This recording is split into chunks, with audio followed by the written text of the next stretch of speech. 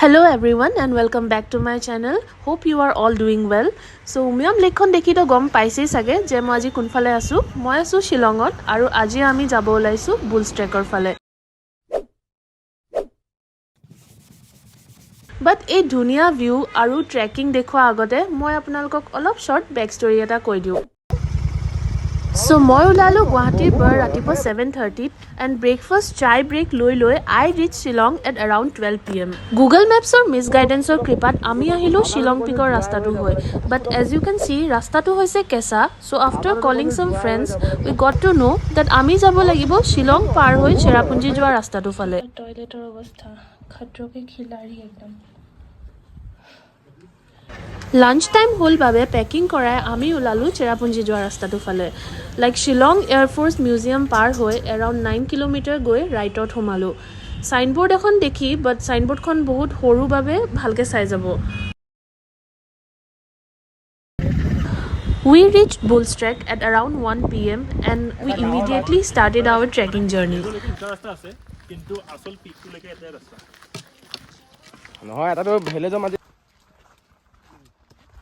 First part of the trekking was quite easy. We were motivated and jiman agbarhi goi asilu, the scenery was even more mesmerizing. Most of the trekking was downhill, so iman exhausted feel kora nasilu. And being my first time trekking, I found it quite easy. More BullsTrekot ahar plan actually last year asil, but due to some unseen circumstances, eto bucket list ote thaki gol. This year I saw so many pictures in Instagram of people visiting this place, and finally I planned this trekking. All of skeptical asilu je whether I am a trekking person or not, cause this was my first time trekking, but it turned out so well. And one more thing, it was sunny that day, but the trek was a little bit slippery due to the sandy texture of the soil, and as we were going downhill there was a lot of pressure on my toenails. So make sure you wear something nice and comfortable, probably some trekking shoes with nice grip.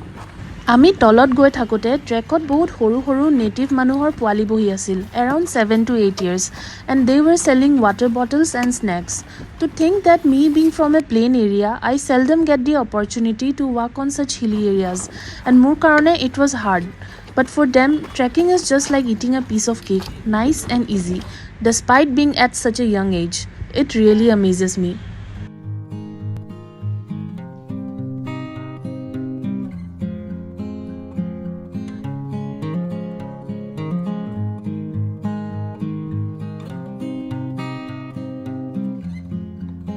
ahote pura down jabo lage to iman kosto nohoy.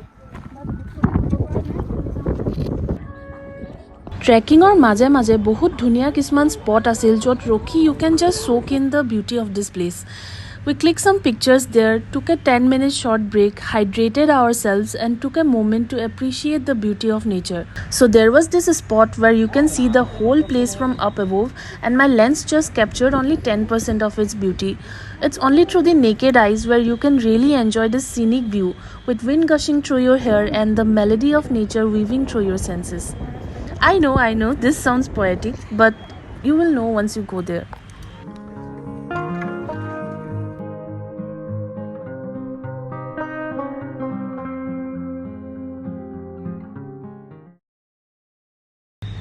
So after 30 minutes of downhill trekking and complaining my friend how my feet hurts, we finally reached our spot.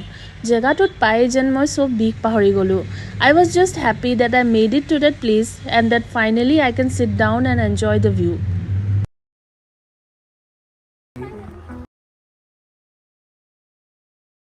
Finally, moi paluhi tolot bahut dhuniya view hoy. Tate counter ase for tickets and you can either pay through UPI or cash. Cash hole 100 rupees and for online 75 rupees per person. Network iman strong no hai tate, like calls jai, but don't depend solely on online mode. Just carry some cash as well. So yat campo ase, apnaloke yat camping o koribo pare, 800 per person hoy. Boating koribo pare. Etu counter tu, apni ticket katilu. UPI korile 75 rupees aru jodi cash pay korise thenole 100 per person.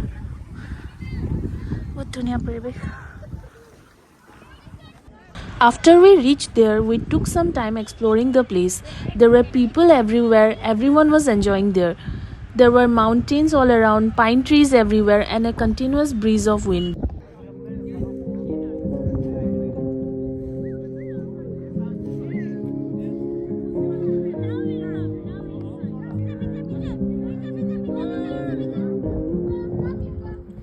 After exploring some time, we saw boats taking people to the other side of the lake. Ami 9 জন আছিলো বাবে আমি সবে এখন bote book কৰিলো for ₹50 per person and এইটো অকল যোৱাৰ কাৰণে, that means আহা যোৱা ₹100 per person. They took us to the other side of the lake and I enjoyed the boat ride thoroughly. I took photos and videos, but I was a little scared too as the boat was old. There were at least 11 persons sitting on the boat, including the person sailing the boat themselves. I don't know how to swim, but my fear took a back seat as I enjoyed the scenic view of the lake. I was enjoying the boat ride and you can tell this by looking at the big smile on my face. BullsTrek Wahniangleng make sure you sail to the other side of the lake as well. There were all types of boats available. Apnalke bisarile boating o koribo pare yate nije. The best part of the trek was that I met some furry friends on my way there. They were so cute and friendly in nature. Soboke uthai ghorle loi ahibo mon goisile, imman cute asile. As soon as I reached to the other side of the lake, the influencer in me just started nagging my friends to take videos and pictures of me. You can check my photos and reels on my Instagram handle. I will mention my username below. And if you like my content, please do follow my Instagram account. So after clicking so many pictures and flipping my hair over here and there for the videos, I was just tired. So I took a break and sat under a pine tree. Tate bahut pine trees asil. You can just sit under a pine tree and enjoy your snacks. Make sure you bring something to eat as there were limited things to buy. Moi strawberry loisilu and fried rice pack korai anisilu. And please don't litter the place. There are dustbins placed everywhere. Please use them. After the food, I was energetic again and I was back to clicking pictures and shooting videos.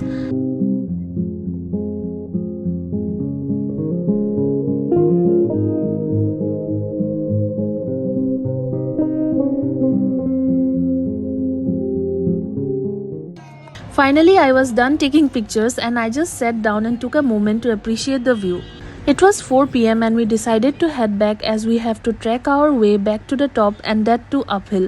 I was just tired thinking of it. We took a boat back to the other side of the lake. I strolled around the place for a few minutes and called it a day. So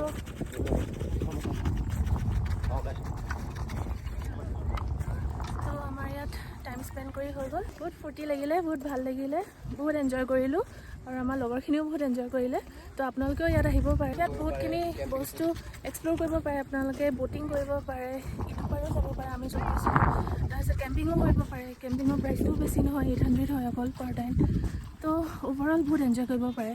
bus যেতিয়া আপোনালোকে আহে ইয়ালৈ তো তেতিয়া downhill থাকে, তো ইমান কষ্ট নহয়। বাট এতিয়া যেতিয়া উঠিম আমি ওপৰলৈ, তো এতিয়া নাজানো আৰু কি হ'ব। আৰু ওপৰলৈ উঠাই ষ্ট্ৰাগলখিনিতো আপোনালোকে দেখিবই এতিয়া মই ভিডিঅ'টো দেখামেই। I bid my furry friends goodbye and started our uphill trekking. I was just dragging myself all the way up and was just low on energy. I ended up taking breaks after every 5 minutes and it was just hilarious.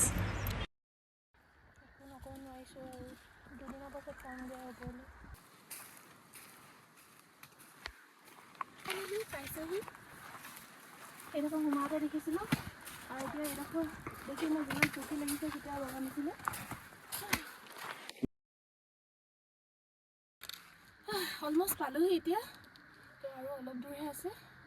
তো ইমানখিনি আহিলে যেতিয়া গৈ থাকোঁ আৰু মানে মোৰ গোটেই ঘামি জমি অৱস্থা বেয়া। তাকো এতিয়া আকৌ গুৱাহাটীও যাবলৈ আছে, ভাবি বেয়া লাগিছে।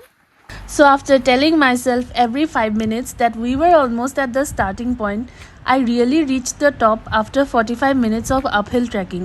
It was really a small victory for me. So after our trekking was done, we returned our trekking sticks to the old vendor. Apnaloke 10 rupees on stick rent koribo pare manujonor pora. It was really helpful throughout my trekking journey.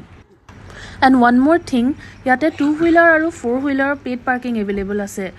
And washroom available ase at the starting point near the 4-wheeler parking. আমি সবে চাহ একাপ খালোঁ, fresh হ'লোঁ and we started our journey back to Guwahati. গোটেই দিনটো যিহেতু একো ভালকৈ খোৱা নাছিলোঁ, আমি সোমালোঁ ছানছেট কেফেত নিয়াৰ শ্বিলং। তাতে ছানছেট ভিউটো বহুত ধুনীয়া হয় আৰু গোটেই চিটিখন দেখি থাকি কেফেখনৰ পৰা। It was a very wonderful and well spend day indeed. So' আজিৰ ব্লগটো আছিল ইমানেই, আৰু আপোনালোকে যদি মোৰ কণ্টেণ্ট ভাল পাইছে দেন লাইক, কমেণ্ট, শ্বেয়াৰ আৰু ছাবস্ক্ৰাইব কৰিবলৈ নাপাহৰিব। বাই।